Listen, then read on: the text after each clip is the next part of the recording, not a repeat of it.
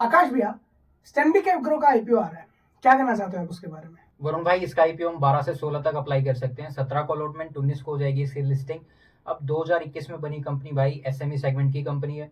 और दूसरा, agricultural products की भाई होलसेलिंग, मैन्युफैक्चरिंग और सप्लाई का काम करती है। मेनली भाई क्वालिटी के ऊपर फोकस करती है कंपनी और सस्टेनेबल फार्मिंग प्रैक्टिसेस को लेके काम करती है कंपनी भाई। अगर बात करूं, 3 मेन एरियाज पे फोकस करती है कंपनी।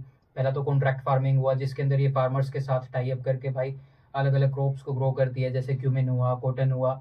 इसके अलावा दूसरा, अगर इसका सेक्टर की बात करूं तो भाई ये कंपनी रिटेल के अंदर भी फोकस करती है, डायरेक्टली रिटेल अपने चेन के थ्रू कस्टमर को सेलिंग करती है। और तीसरा भाई B2B सप्लाई भी करती है, यानी कि लार्ज क्वांटिटीज में होलसेलर्स को लगातार ये प्रोडक्ट सप्लाई करती है। तो आकाश भैया, ये कंपनी मार्केट से कितना पैसा उठाएगी और कहाँ यूज करेगी? वरुण भाई, ये कंपनी लगभग 12.3 करोड़ उठा रही है मार्केट से आईपीओ के जरिए, जिसका यूज करेगी कुछ रिटेल चेन्स इसको खोलनी है उसके लिए यूज कर रही है, जनरल कॉर्पोरेट एक्सपेंस हुए उसके लिए, और कुछ वर्किंग कैपिटल के तौर पे भी यूज करेगी। अगर प्राइस बैंड की बात करूं, लगभग 30 रुपए के आसपास का इसका पर शेयर का प्राइस बैंड आने वाला है भाई। सर, थोड़ा फाइनेंशियल्स के बारे में डिस्कस करते हैं, तो प्लीज बताइए किस तरह के इसके फाइनेंशियल्स हैं। भाई, अगर फाइनेंशियल की बात करूं, पैट की बात करें तो 2023 के अंदर लगभग 1 करोड़ का प्रॉफिट, 2024 में भाई लगभग 2.25 करोड़ का प्रॉफिट, 2025 के अंदर भाई लगभग 4.25 करोड़ का प्रॉफिट, और 2025 से 30 सितंबर तक लगभग 2.25 करोड़ का प्रॉफिट और कर चुकी है कंपनी।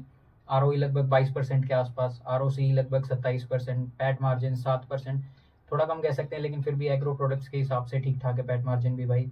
और डेट टू इक्विटी 0.02 का, तो ओवरऑल फाइनेंशियल ठीक लग रहे हैं भाई कंपनी के। तो आकाश भैया, क्या करें, अप्लाई करें या छोड़ दें? तो भाई, हमने फाइनेंशियल देखे कंपनी के, ओवरऑल ठीक लग रहे हैं, तो भाई ये सब देखते हुए, देखो एसएमई सेगमेंट की कंपनी है, थोड़ा रिस्क तो रहता है, लेकिन फिर भी यहाँ पे ये रिस्क लेने लायक कंपनी लग रही है भाई, तो एक रिस्क उठाने वाला हूँ मैं, यहाँ पे अप्लाई करूंगा। आप अपना एनालिसिस करो, उसके बाद ही कुछ डिसाइड करो।